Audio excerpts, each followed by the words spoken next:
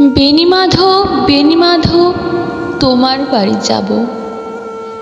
বেণীমাধব তুমি কি আর আমার কথা ভাবো? বেণীমাধব মোহনবাসী তমাল তরুবনে বাজিয়েছিলে। আমি তখন মালতী স্কুলে ডেস্কে বসে অঙ্ক করি, ছোট্ট ক্লাস ঘর। বাইরে দিদিমণির পাশে দিদিমণির বর। আমি তখন নবম শ্রেণী, আমি তখন শাড়ি। আলাপ হলো বেণীমাধব সুলেখাদের বাড়ি। বেণীমাধব বেণীমাধব লেখাপড়ায় ভালো। শহর থেকে বেড়াতে এলে আমার রং কালো। তোমায় দেখে এক দৌড়ে পালিয়ে গেছি ঘরে। বেণীমাধব আমার বাবা দোকানে কাজ করে।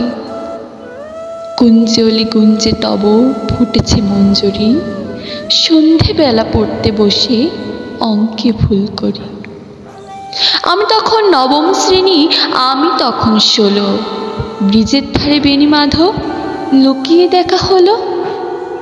বেণীমাধব বেণীমাধব এত দিনের পরে সত্যি বলো, সেসব কথা এখনো মনে পড়ে?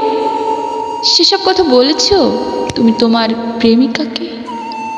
আমি কেবল একটি দিন তোমার পাশে তাকে দেখেছিলাম আলোর নিচে, অপূর্ব সে আলো।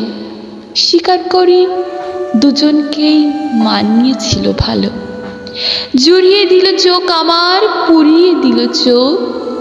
বাড়িতে এসে বলেছিলাম ওদের ভালো হোক। রাতে এখন ঘুমাতে যায় একতলার ঘরে। মেঝের উপর বিছনা পাতা, জ্যোৎস্না এসে পড়ে। আমার পরে জীবন ছিল চোরা পথের বাকি মিলিয়ে গেছে। জানি না আজ কার সঙ্গে থাকে। আজ জুটেছে, কাল কি হবে? কালের ঘরে শোনি আমি এখন এই পাড়ায় সেলাই দিদিমণি। তবু আগুন বেণীমাধব আগুন জ্বলে কই? কেমন হবে আমিও যদি নষ্ট মেয়ে হই?